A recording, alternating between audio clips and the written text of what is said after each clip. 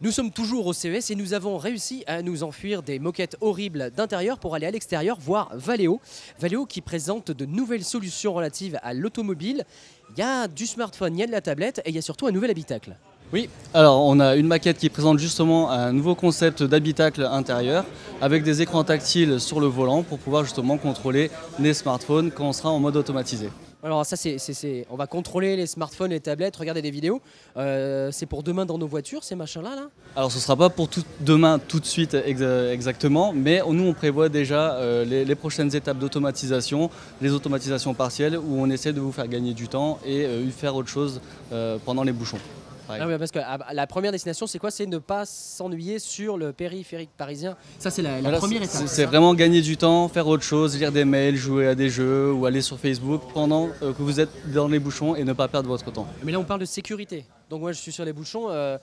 Comment je suis sûr que la voiture, elle va pas faire n'importe quoi pendant que je regarde un film? Il y avait des films là qui disent. Là, justement, sur la maquette, en fait, on vous incite à utiliser le volant et les écrans de la voiture pour pouvoir justement être en position de conduite au moment où vous devez reprendre la main. Parce que la voiture, elle détecte bien que je suis là ou que je suis pas là. Oui, on a des capteurs sur le volant, on a des caméras qui vous surveillent et on arrive à voir justement si vous êtes toujours présent et au moment où vous devez reprendre la main, justement être sûr que vous êtes présent et apte à reprendre la main.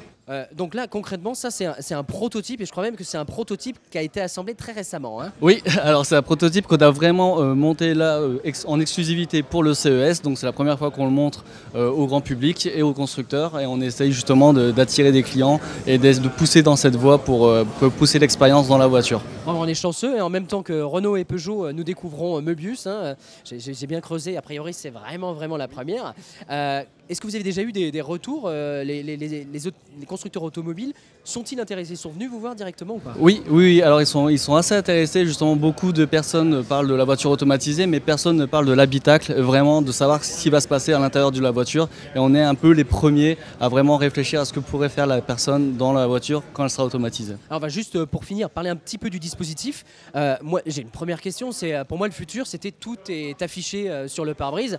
Là, c'est pas le cas. Vous privilégiez l'écran parce que finalement, le pare-brise et l'écran, ça affiche pas les mêmes choses. C'est un peu une complémentarité où en fait sur le pare-brise on va afficher peut-être plus des informations minimalistes sur la route et sur les écrans vraiment du contenu plus riche, des vidéos ou des jeux où vraiment on aura une bonne luminosité, on pourra bien bien utiliser l'écran et les jeux.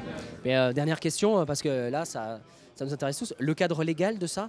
Parce que, donc on avance en même temps que la législation et c'est vrai qu'on pousse aussi en même temps, on bouscule un peu tout ça et on fait réfléchir les législations pour que ça avance. Les parlementaires, la balle est dans votre camp.